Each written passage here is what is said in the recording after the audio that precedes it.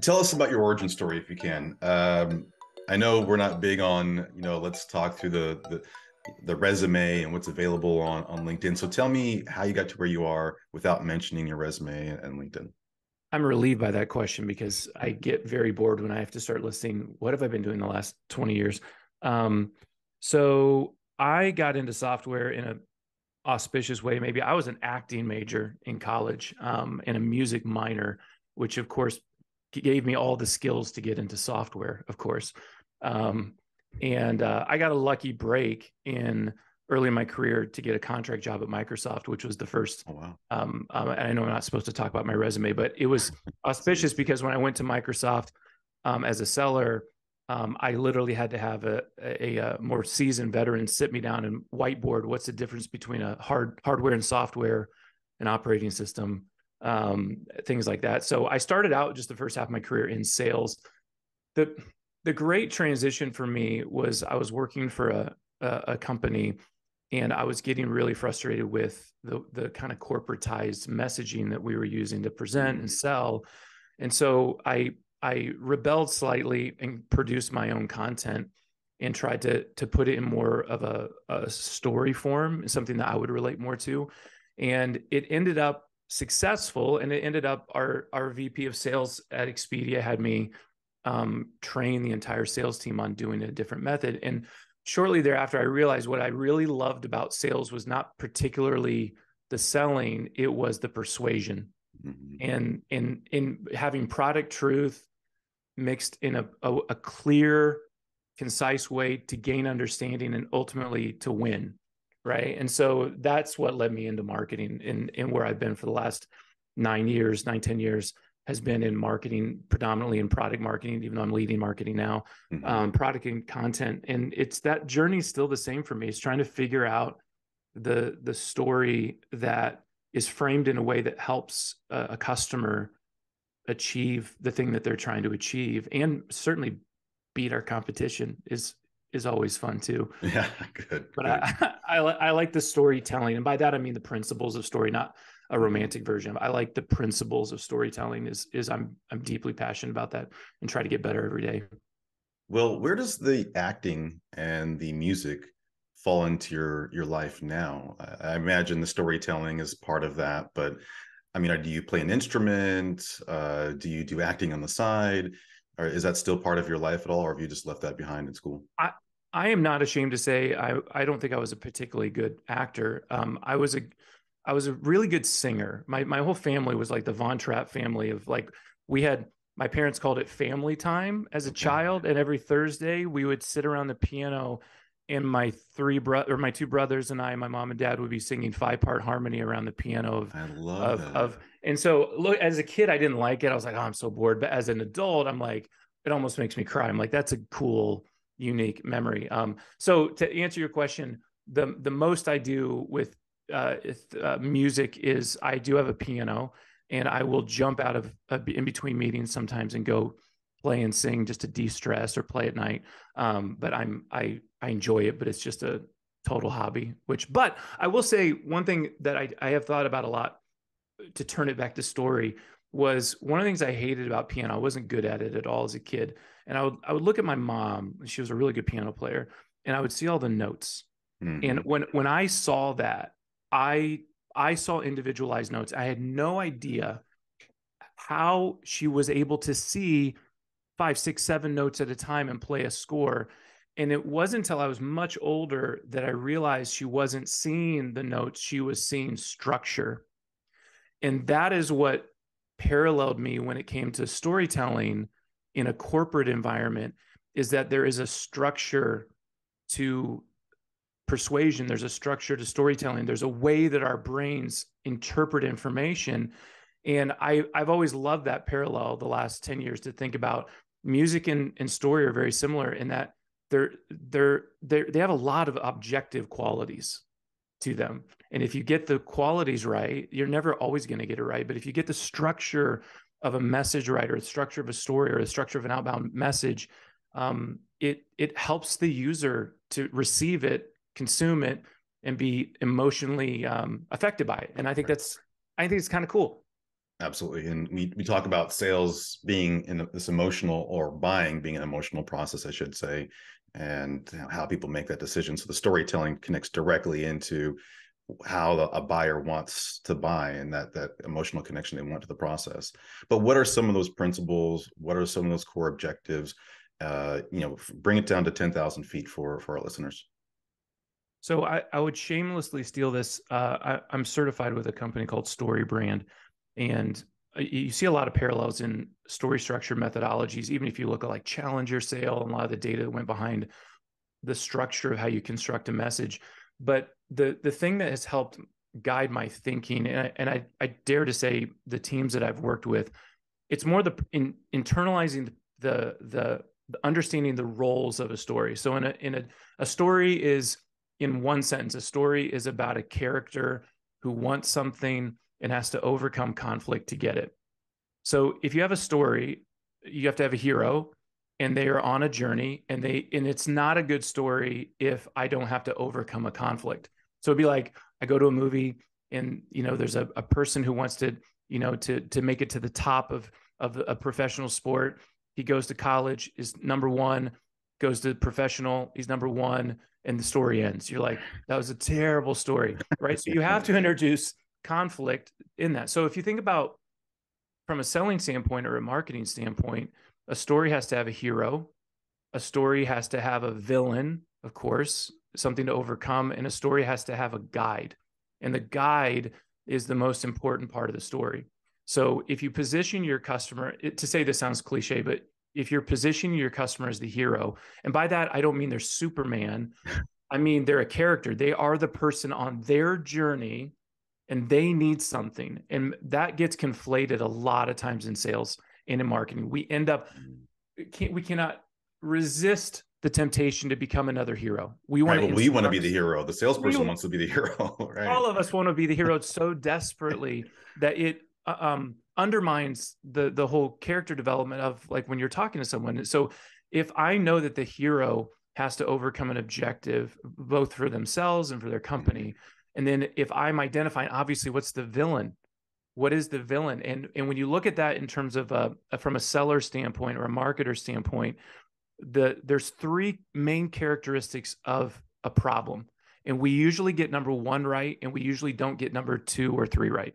Number one is the problem that a customer has, or the hero in this case has, is they have an external problem.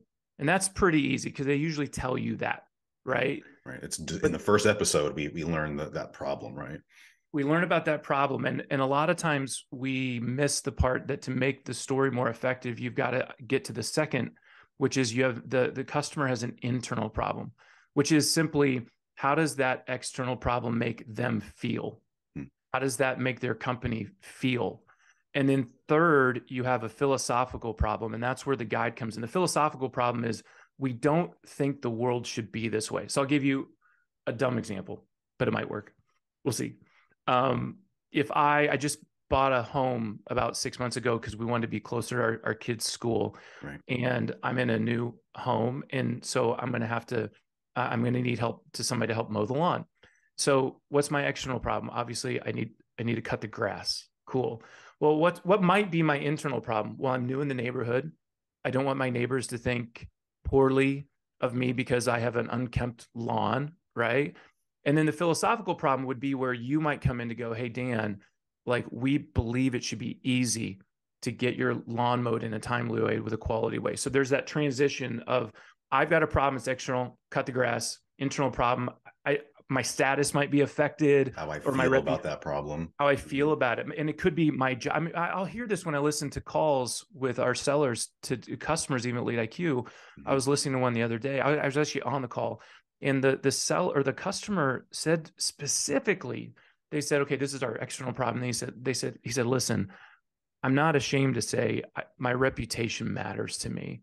And if I can hit this emerging market, I feel this, and I'm like pinging the seller on the side, go, that's an internal problem. Like take that and be readdressing that you're hitting their external problem and their internal problem. And then when, in our case, when LeadIQ comes in, we go, philosophically, it should not be this way. And we think we can help with this problem because we've identified that. long-winded way to say you got a hero. They're on a journey to overcome a conflict. You have a villain, which is the customer's problem. It's external, it's internal. And then when you come in as Obi-Wan Kenobi or Haymitch or Gandalf, or pick your guide. Yeah. The guide is the most powerful character in the story, because without the guide, the hero can't gain the magic gifts Right, to right. overcome. They So can't develop their powers and so forth. right. Right. And you get sellers or just companies in general that Uh, really get uncomfortable going, I'm not the hero of the story, I'm the guide. But you go, no, but look, man, Obi-Wan was pretty powerful. Like yeah, Gandalf, it's a without pretty cool Gandalf, dude. Frodo wouldn't know how to Yeah. go throw that ring into Mount Doom or whatever it was. And so the guide has some 3 really practical roles. And I think for any seller, it's a very good thing to think about. If you are the guide, you have to show empathy, because that's where your empathy attaches to their internal problem. All of a sudden, we're on an emotional level and a rational level. So you have to have empathy, but empathy is ruinous if it doesn't also come with authority and a plan. So the Okay. authority is me going, I've I've been on this journey that you are going on. Like, I understand it's hard. That's my empathy. Yeah. I've been on this journey, and this is how, through my plan, that I can help. This is how we can help. And that, psychologically, for a customer, especially, you want that to be true, of course. But if you can show that you connect with empathy to the internal problem that they have, and even the external problem, but then if you don't have the plan to simplify it and show the authority, that's where you can say, hey, I'm Yoda. I've been a Jedi for 900 years. I'm going, oh, cool. I think I should learn from you. That's good.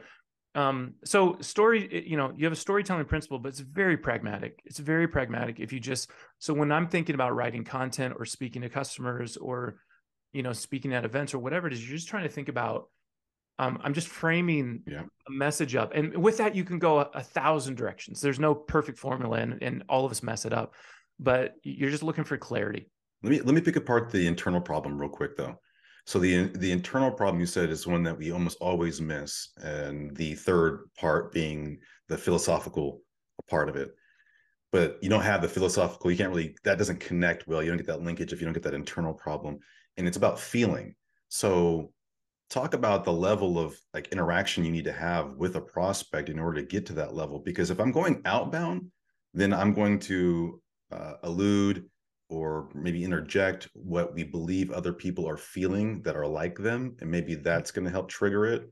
But if I'm Yep. doing discovery, right, and if I'm not at a collaborative level with that prospect, it's really hard to get how they're feeling about this, right? Or are there certain techniques that you're using within your team to really get, turn the corner on that internal problem? Because it could be nebulous, I would think, right? So, gosh, this is a really good question. I think the first thing I try to challenge teams with is, why are you so uncomfortable trying to talk about the problem in the first place?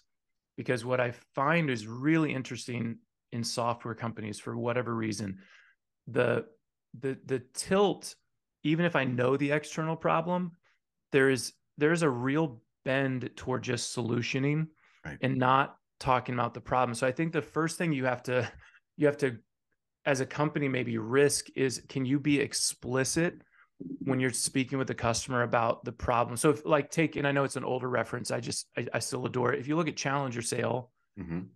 in the data discovered that they did, if your goal is to either amplify a realized problem, but maybe it's under realized, or to identify a problem that I didn't even know exists. The moment you do that, just the action of actually taking the risk to say, oh, you say you have this problem. Your problem's way bigger. Let me explain why, blah, blah, blah. Or you think your problem is this. I have to tell you, I think your problem is actually something over here. Just that alone, is difficult, because you feel like, how are they going to feel about that? So that's one, is like, you have to come as a company to risk talking about a problem in the first place in explicit or specific terms. I'm lucky on the marketing side now, is in that I was literally on a call this morning with a digital leader at a different company, and they were just speaking about how when you're doing, when you're helping to support SDR teams to do outbound, you have to generalize. So even if we're going to specific accounts, Right. I don't know, Derek's story versus Dan's story. And so for marketing, it's a tiny bit easier because we have to say, okay, we're all going to the same movie theater to see the same movie. So we have to have a shared interest. We have to identify what that shared interest in and shared problem. And then for sellers, to me, and I've talked about this a lot with sellers, you have to know yourself. Like for me, I'm a very self-deprecating person. Like, and I've realized I don't mean to do it, but sometimes I do it as a strategy, like where I don't take myself particularly seriously and I take the work really seriously, but I make fun of myself all the time. And it ends up inviting people to make fun of me. And I like that. Like, it makes me know, okay, we trust way each more other. approachable when you're that way. Yeah. Yeah. Well, it's like, I know, okay, now I trust you because you're making fun of me. That's awesome. So I know when I'm talking to a customer, I'm just pretty direct about, like, if I was in that situation, I would be like, am I going to get fired for not hitting? Like, that's me. So I think you have to figure out, each seller has to, one, identify that it needs to happen. Two, nothing's worse than artifice. And if a customer realizes you're trying to break the mold, I know we say that a lot, but if I get on a discovery call with somebody selling me something, they're like, even if they're trying to get to my emotion, right. How does that feel? I mean, I'm not like, yeah, how's it making you feel? But like, versus being specific to go, okay, you've spoken about this. This must be taking a toll on your company in this way or this way or this way. Now, another thing you can do, which is really brilliant, that I'm stealing from a colleague, is sometimes the seller should intentionally, this is going to be controversial maybe, sometimes the seller should intentionally misidentify a problem. so they get corrected to say, no, that's not the problem. This is the problem. Correct. And it's a great, I don't feel like it's deceptive, but I think it's interesting to experiment with, because what is the goal? The goal is to get them to communicate with you. And sometimes by either not generalizing, but being specific, but specifically identifying the wrong problem will actually help the customer to think about that, go, no, that's not the real problem. It's this. And it's so helpful to you as a seller to go, okay, now I'm getting them talking to, and they're identifying the problem themselves, as opposed to you coming here saying, this is your problem, right? Correct. And trying to get validation, as opposed to getting them to discover it. And then here, okay, well, great. Now that you've shared your problem, maybe we can, diagnose a solution. And it breaks them out of their mold, because like, if I get on a discovery call, I always go in with a complete stereotype of how this call is going to go, the information you're going to want, and anything that you can do to break those patterns to try to get into a real conversation. I know it's not a science. It's just, you've got to know yourself enough to know, how do I interact with my family, my friends? How do I make them laugh? How do I get them to relax? And then how do I apply that when I'm talking to a stranger? Your own style, sell like you, as Jeff Bajorek says. Yeah. I got a LinkedIn, I got an SDR message yesterday from I think an SDR, but it was fascinating because it had no profile name. So I didn't know who the message was from. And it said something about wanting to connect with me because of my professional network. And then at the end, it said, would you be willing to be friends? And it was a horrible CTA in some ways, but at the same time, I paused and pondered that whole message while my oil was getting changed on a Sunday, and going, that was fascinating. You were asking me to be your friend. Like, that's interesting. So at least it's not good, because all the other things were messed up about it. I didn't, but that's interesting. Like, that's gonna start popping up in everybody's inbox. Now I'm telling it to you on a podcast about a message I got from an unknown person selling an unknown thing. But they asked me if I wanted to be friends. I was like, I don't know. How are you doing? It's like, are you affected by COVID? Are you lonely? Like, do you need help? Like, well, I don't know. Like, I don't know. I don't know what it is. It's hilarious. Well, hey, they say be creative, and it was creative. Yeah. And you know what? Every guide is trying to be a friend to every hero. So there you go. But a friend with authority and the ability to push you into action. Yes. Oh, there you go. There you go. A good friend. That's the difference. Good friend. Between a friend and a good friend. Yeah. Yeah. It's like Obi-Wan saying, Luke, dude, or Yoda saying, you're gonna have to go kill your dad if you want to become a Jedi. Like, that's a tough love from a friend. he wants the best out of you. Got it. The thing with the internal problem, I would say, for those who are listening, I definitely like the tactic of agitation statements too, because things like that can get people to expose the feeling associated with it. That sucks, right? That's got to be terrible. I mean, is that really how like when you lean in and make statements that try and, I don't know, couple yourself with their pain and I wouldn't say like commiserate, but that's kind of what you're doing a little bit, and get them to, yeah, this is why it sucks. That's why that problem has internal Or issues. I've seen this with another customer. This is how it affected them. Does that resonate with you? Like, They like you felt said, like, this way. This is yeah, how, in his role, he was a VP of marketing, and his job was on the line, and he was worried about that. Is that's kind of the stuff that you're facing as well, getting into the internal problem? Because I think that's, like, to your point, it's real tough to make that switch. right. But I want to make a switch on you, and Okay. I wouldn't be doing my job if I didn't take the opportunity to learn about what's working at LeadIQ from a revenue generation standpoint. So, stepping away from storytelling framework for just a moment, which was great, a lot of good stuff there. In this podcast, what we try to do is underscore, what's working out there. Consultants go from organization to organization trying to solve problem after problem. And if we don't have an input on like what's working out in the marketplace and what's effective, then, our advice, if you will, might kind of depreciate. So this is my way of staying fresh, what's working with a company that's growing. LeadIQ is having success, and we've talked offline about a couple different things. The first thing I hope you can share with the audience is this transition that LeadIQ made from remote work to having your SDRs, specifically, I think it's just your SDRs. I don't know if it's, I don't think it's everybody, just your SDRs are now in Denver in a hybrid model. So there's days of the week where they are remote, but generally speaking, the Denver is home base. So we've got away from the, across the United States, everybody's remote, to this hybrid model. Has that worked for you in making that transition? Yeah. So without all the details, the short version is we were seeing that, for us at least, and I think there's companies who do remote SDR work fantastic, but for us, we were finding that from both an accountability standpoint and a coaching standpoint, we had SDRs that were scattered all over the country. And so we did end up choosing to move everyone to a central location just for the SDR team in Denver. And the short story is that it has been a complete, it's been a massive improvement. And so we have gone to a hybrid model where we have 3 days a week. The SDRs are in the office, and 2 days a week they are remote. I think sometimes it switches, but it's definitely a hybrid model.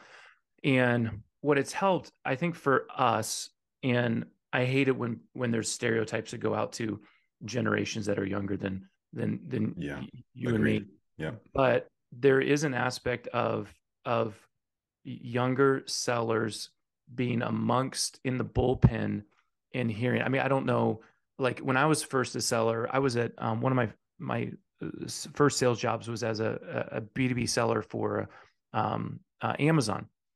And I remember those first days, like in the cubicle, and having to actually talk out loud on something I did not understand, having people that I was intimidated by around me, and that energy to be able to have that, especially as a new seller. were you the guy like in the corner, like, Oh my doing gosh. I'm like, the it's like now you got WeWork where I can go into like a phone well, booth or they had them something. back then too. I mean, there was always that one rep who would Yeah. hog the I whole mean, there was conference like, room to make his calls. it was a walk of shame, telling old war stories, but Yeah. we have seen that like the acceleration of knowledge has been a lot faster.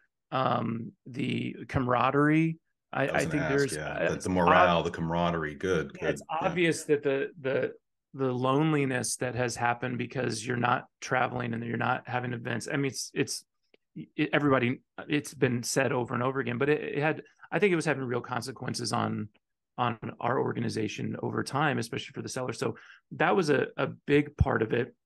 The other thing that is that we're redoing right now, which, so this is more of a work in progress, is we're also working on our overall intent data and lead scoring model to help feed more and more to the SDRs, because everyone knows, and probably many people that are listening to this podcast, the resource constraints across software the resources are going down. There's obviously been tons of layoffs. The only thing that's not changed is how much pipeline we're still asking for. And so the doing more with less, has been a thing that has made all of us have to really rethink. I would not do XYZ in 2021 that I am doing now. To go, I have to really look at the resources that I have and really prioritize, because I still have to hit an increasingly bigger number. And so we're seeing that our partnership with the SDR team is getting stronger and stronger, just because just more constant iteration on our intent data and lead scoring, how things are getting passed over to SDRs to help feed that a beast. But I think the moving from remote to hybrid, it has been night and day. I mean, just for us, for LeadIQ. So I'm very proud of that team. They're doing a really good job. Wow. Yeah. That's a case study in itself, I'm sure, for those that specialize in trying to understand, the future of work and so forth. So, a lot of debate on this issue, as I'm sure depending on what side of the aisle you're on. Those that I'm more productive from home, and I'll tell you straight up, I believe, and I've built my business so that I could work from home. But my whole career was in office. I was an inside sales manager, inside sales rep. When I was in, that whole career trajectory, for the most part, I might have had remote team members here or there, but most of the time it was in the office in that bullpen. And I love how you frame it in that the camaraderie, the development that you're able to take advantage of. Harvard did an article on this. They talked about how when we went remote, Harvard Business Review, that is, when they did when we went remote, we lost the most innovative tool that we had available to us, which was the office. Like the office was one of the most important tools in our organizations in order to advance the ball. So you're a testament to that. The intent data and the lead scoring, that's an interesting piece. Now, when you talk about that, are you referring to like macroeconomic headwinds with respect to like why we have to get this right now, is in doing more with less and these sorts of things? Is that where the more with less is coming from? It's more experimentation around, so for LeadIQ, we changed to a different type of sales model. So it's a different type of territory approach than we had before. So getting marketing, and I'm not to speak too much of marketing, but getting the marketing team aligned to when the action should be taking place on customers, users that are coming in either anonymously, so we are identifying the company they're from, or users that are engaging with our content that we know who they are. Lead scoring in terms of to ping our SDR team to say, hey, this is a good time to reach out. Right. However, there are other things that are out there, like experimentation with when someone is downloading a piece of content, let's say for the first time, triggering an event for the SDR to reach out, to actually start engaging. That one's a little bit more controversial because you use lead scoring, but I'm literally fresh coming off a conversation with some industry colleagues about different experimentations that they're doing to go, hey, if somebody downloads a piece of content, SDR, be on the phone or reach out to them within 2 days and offer them additional pieces of content and be more direct. And I'm seeing some of my colleagues getting a lot more results from that. So it's really, for us, it's more, I want to be in the game with our outbound selling team, not just producing inbound leads that are coming in, which for LeadIQ is going quite well, but also helping to feed the external outbound efforts that the sales team is using. Awesome. Well, you're talking about outbound. That segues to the second thing that we talked about that's working well at LeadIQ as well. You guys are doing really well with outbound, it sounds like. And I think as a backdrop, we're seeing, and you shared with me this as well from your vantage point, that the executives, the CROs, and those alike that are having success and keeping their jobs, if you will, are those that are getting outbound right. And so I think the stat you shared with me is about 50% of your pipeline is generated from outbound. Is that accurate? Yeah, that's true. And talk about that, because I think the piece for me is that you have AEs that are producing a ton of pipeline, and then from there I think we can transition. But I think that's part of the doing more with less, and you're probably using your own technology, I would imagine, to help drive some of the success. Yeah, and I take no credit for this, but the thing that we're finding, the thing that I think LeadIQ is doing a good job at is, I had an advisor say this to me, or somebody who had been using LeadIQ for a long time. They said that the thing about LeadIQ that I really love is that you make outbound work. And I was like, that's interesting. Like, is that about the data, contact data? And she was like, no. She's like, yeah, obviously the data is it's fickle at times. Like sometimes you're viewed as having the best data, and sometimes you're viewed as not having the best data. And there's always this race around the data, and it's really important. But the workflow is where LeadIQ, just eating our own dog food, to have the integrations between multiple systems, the synchronizing of data, but then with the emergence of a technology that we've been working on called Scribe, automating the outbound messaging and assisting sellers to more rapidly send outbound messaging with insights, with value propositions. So it's enabling our SDRs and our AEs, especially our AEs who are, obviously there's another job that they're doing. And then part of that job is prospecting. So being able to feed them the right contact data, using our own contact tracking technology to be able to track job changes and things like that. And then the ability to, using our own LeadIQ value props based on persona, to generate rapid outbound messaging that's pulling insights about the person you're reaching out to, and then our own value props. It's just accelerating with quality, which is important. It's not just accelerating for you to be the next person that spams, but it's bringing personalization at scale. Not to use a corny phrase because some people are against it, but it really is. You know, I interviewed we had a webinar last week. It was called Scribe, LeadIQ Scribe versus ChatGPT, because we've been building on that platform. That's where this whole thing stems from. That's true. That's true. Right. Yeah. And the user, we brought on one of our number one power user, and this person is producing, brilliant, 1,500 messages a month for outbound. So it's like 50 per working day.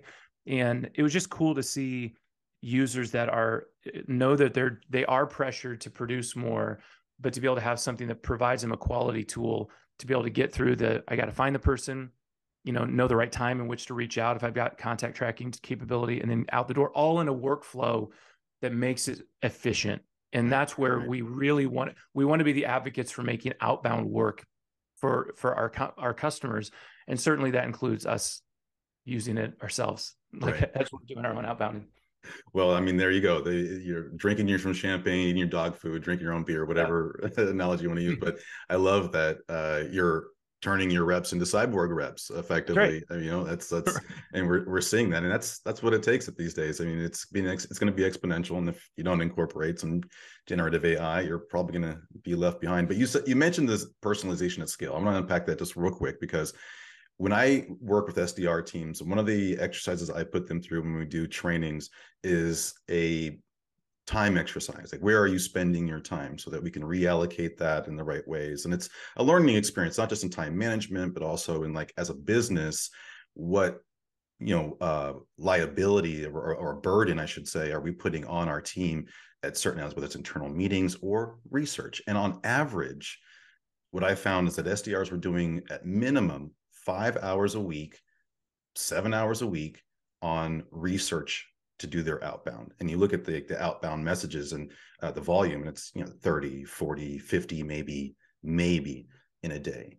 Yep. And rarely are they quality at the same time. So they're doing all this research, but then the quality piece isn't really there either. So it's this whole thing of, like, quality over quantity and the time that we spend on it. And so what you're saying is that you're taking that 5 to 7 hours minimum. I mean, some are doing more than that, and you're shrinking that down tremendously with the insights that you're pulling in and the custom writing, because some will bring the insights in, but you're actually are then formatting that into the message itself. And that's where the personalization at scale comes under attack, right? Because those that aren't big fans of that term are saying that it's fake outreach and so forth. So talk about the human agency that still remains as part of this workflow.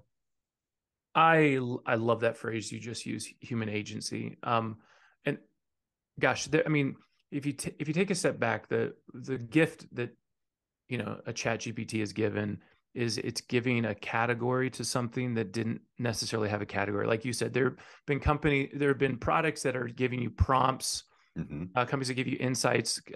You have the Grammarly's of the world that'll give you recommendations on language changes.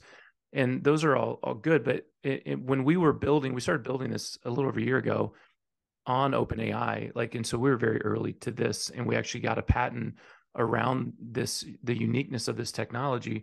And what our use case was, we don't want to be, good at writing poetry, or like, we just want to be good at helping sellers write outbound messages. And that, to your point, the research is such, if you want to be good at it, that's difficult. So you're asking your sellers to be Sherlock and Shakespeare, like Exactly. be great at research, be great at writing. We're going to find that, and by the way, be 23 years old and be the best at that. Right. Yeah. And so, And everything you've learned up until this point has been verbose, right? Right. yeah. So there Long-winded. is, Yeah. when we've said it on this podcast, it's like there's a cyborg element to it, but I think it is more about retaining the agency. So to be specific, we have customers who are asking their SDRs to read 10Ks. And and if anybody's read a 10K, one, it kind of steals the joy out of your life. You have to understand what you're reading, pull an insight from it. And not only that, you need to find news about the company. You need to find insights about the individual person, like that. You're having to do a lot of investigating. So for us, it was essentially about three things. One was, how can we massively accelerate the time that these SDRs are having to spend doing research? Like, what if we could do the lion's share of that for them in seconds, right? That's interesting. Okay, cool. But number two, you need a good value proposition. And that's surprisingly, I think you and I talked about it last week a little bit. That's surprised me the most, is that there's a lot of SDRs that actually don't know their company's value prop very well, or because it sounds big. That's the thing. Sounds right? big, yeah, right. We talked about that, and it's like, whether it's an elevator pitch, or how would you tell somebody, how you just articulate the value of the company? Another piece of that is, do you really want young SDRs making up stuff of like what they want to say about the company, versus do you want that to have brand protection and consistency across the company? So we thought it would be very good if you could protect your brand and insert good value props on behalf of sellers. And then three, and this is the tricky part, the transition. Right. That's hard. So I found something interesting about Derek, and a lot of times, and we talked about this on this webinar last week, but you have everything from like writing poetry classes to help SDRs write poetry to get interest, or funny dad jokes to do. I mean, there's literally trainings on creating jokes, let's say. And I'm not saying that's bad, but then even if I do that, the worst part is that transition to go, why did the seller cross the road to blah blah blah blah blah? Then, hey, by the way, are you crossing the road? Exactly, that hard cut over. Hard cut off. And so anyway, so what we've been building is, we've already got the workflow, we've already got the data, we've got the integration, but then for the seller, we're able to literally read 10Ks, pull content from the news, LinkedIn, Twitter, personal content that's public domain, stuff about the company, and we're able to recommend 3 emails in seconds with recommended subject line, full body messages, where it has the insight, the transition, and the full value prop for the seller to be able to quickly look. And again, retaining agency, that you can go in and take 20 seconds to edit and make sure that quality assurance step should be hard coded into every workflow, by all means, to ensure that we're not just automating this stuff and turning into those spam bots you talked about. But could someone do that with your tool? Could they take a trade.io or some sort of tool that that's looking at triggers and then saying, okay, now automatically send that, or does it already built in where you could just allow it to send what it produces? I think so. The answer is no. Like, we don't want to do that. Good. I spiritually don't believe in that at all. Right. I think there are those that would say, yeah, if you could. Well, there's going to be those that try and do this. There's no doubt there's going to be a ton of that, 100%. and we're going to see that. So trying to protect ourselves from being in that lane and echoing that problem. Yeah. And it's not like it is scary for some out there to go, is my job going to be replaced because you can just automate? And if you think about it, there is going to come a day down the road where if a lot of people are able to do more personalization and more this generating of content, which is obviously going to happen, you still have to deal with, are you presenting the hero correctly? Are you presenting the problem correctly? And are you being the guide? Like there is That's the human agency piece. You instill that framework within the individual, and they are auditing for that before it goes out. right, right. Because if people are buyers actually are going to get more suspicious if they're, suspecting that, there's a lot of messages. I don't know if a human even Well, I wrote imagine that into email filters are going to be able to sniff this stuff out because we already yeah, have those tools that are reverse engineering stuff that's written by AI. So yeah. that's the And I we would want to be imagine. really specific. I mean, one of the things we found with ChatGPT, which is a real downfall, I think, for sellers, is that it is really good at syntax and it's really good at invention, but it's also has no problem making up things. And we saw a lot of examples of that. And so for us, we want to protect the company's brand, right? We don't want to go, I think this would be cool if you did this.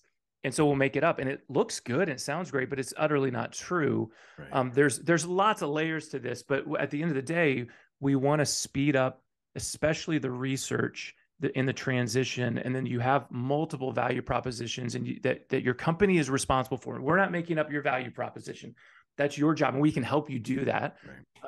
And it's not a tremendous amount of work to do that at all.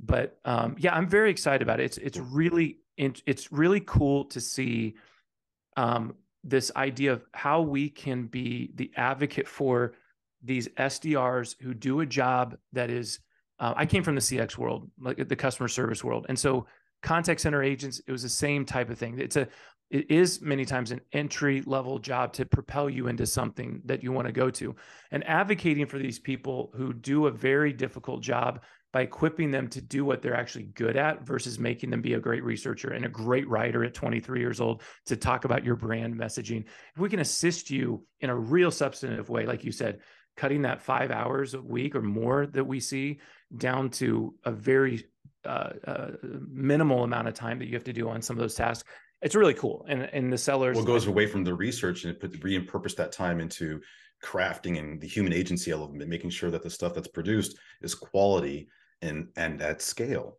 So right now you have a standalone option where if I'm an SDR and my organization doesn't have LeadIQ, I could take advantage of this on my own, which is an important call out there for our audience.